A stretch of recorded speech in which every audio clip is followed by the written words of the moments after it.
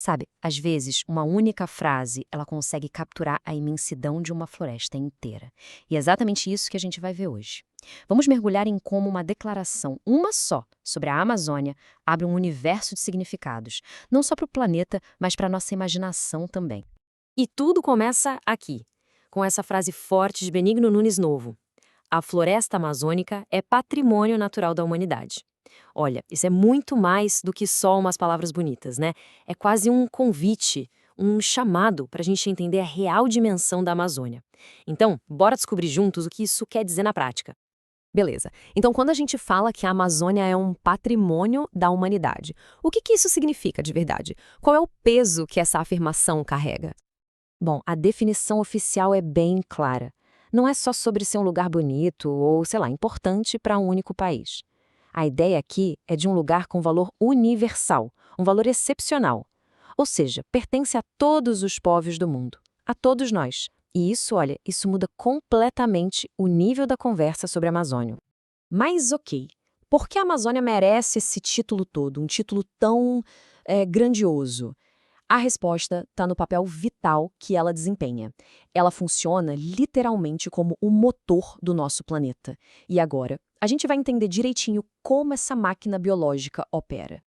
Para começar, a Amazônia ganha esse status porque ela é uma verdadeira potência biológica.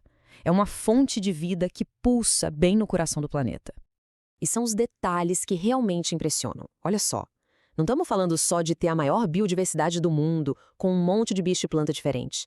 A gente está falando de fonte para produzir remédios que salvam vidas, de matéria-prima para cosméticos que a gente usa no dia a dia, e mais. É fundamental para o controle biológico de pragas, o que ajuda a proteger a nossa comida. É ciência, é saúde, é inovação, tudo vindo direto da floresta. Mas não para por aí, não. A importância dela vai muito além da biologia. Agora, vamos mudar o foco para outra função que é igualmente essencial: a regulação do clima do planeta. E aqui a gente consegue ter uma ideia do alcance disso. Pensa bem, a floresta leva umidade para a América do Sul inteira. Ela influencia diretamente o regime de chuvas da região. E não só aqui, ela ajuda a estabilizar o clima global. Além de, claro, produzir uma quantidade absurda de água. É como se fosse a nossa infraestrutura climática, só que natural e gigantesca. Ok, até agora a gente viu a importância física, funcional da Amazônia. Mas uma floresta tão vasta, tão poderosa assim, ela não mexe só com o nosso clima, né? Ela também alimenta a nossa imaginação. A influência dela vai muito, mas muito além do que a gente consegue medir com instrumentos. E isso nos leva a uma pergunta, que eu acho fascinante. O que acontece quando todo esse mundo natural começa a inspirar o nosso mundo interior? Pois é, quando a realidade da floresta vira ficção, aí algo mágico acontece. Olha só que ideia genial dessa obra, a crise folclórica. A premissa é a seguinte: as criaturas do nosso folclore, que a gente achava que estavam, sei lá, extintas, começaram a ressurgir. E por quê? Despertadas pela destruição. É como se a própria floresta estivesse usando seus mitos para lutar de volta, para se defender. Puxa, que conceito poderoso, né? E aqui a gente vê como isso acontece na prática. Os personagens que a gente conhece do folclore, eles mudam. O boto cor-de-rosa, que era o sedutor das lendas antigas, agora vira um espírito vingativo.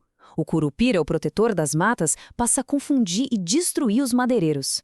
Ou seja, as lendas estão evoluindo, estão se adaptando em resposta direta ao que está acontecendo na nossa realidade. Aí a gente tem outra obra, Os Guardiões da Floresta, que leva essa ideia ainda mais longe. Aqui a mitologia não é só uma reação, não. Ela vira um chamado claro, explícito para a gente agir, para preservar o meio ambiente. É a fantasia chamando a gente para a ação aqui, no mundo real. E para fechar essa parte, tem Encanto. Aqui, a floresta amazônica vira o próprio palco do desconhecido, do mistério, da aventura.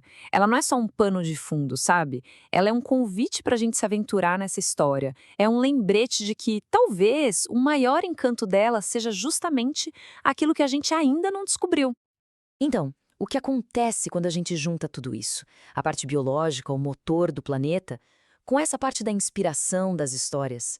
A imagem que se forma é de um legado vivo, algo que respira, que regula o nosso planeta e que, ao mesmo tempo, nos inspira. E esse é o ponto central. A Amazônia é muito mais do que só uma coleção de árvores e água. Ela é uma biblioteca viva. Imagina só, As páginas dessa biblioteca guardam tantos dados biológicos, que são vitais para nós, quanto as histórias humanas que nascem daquela imensidão. Proteger a floresta, no fim das contas, é proteger a saúde do planeta e, ao mesmo tempo, a fonte da nossa própria imaginação. E isso tudo nos deixa como a última reflexão, uma questão final. A floresta já foi o cenário para incontáveis histórias, mitos, lendas, ficções, mas agora a história mais importante, a do futuro dela, é a que nós estamos escrevendo. Todos nós, com as nossas ações do dia a dia. A pergunta que fica é: qual vai ser o próximo capítulo?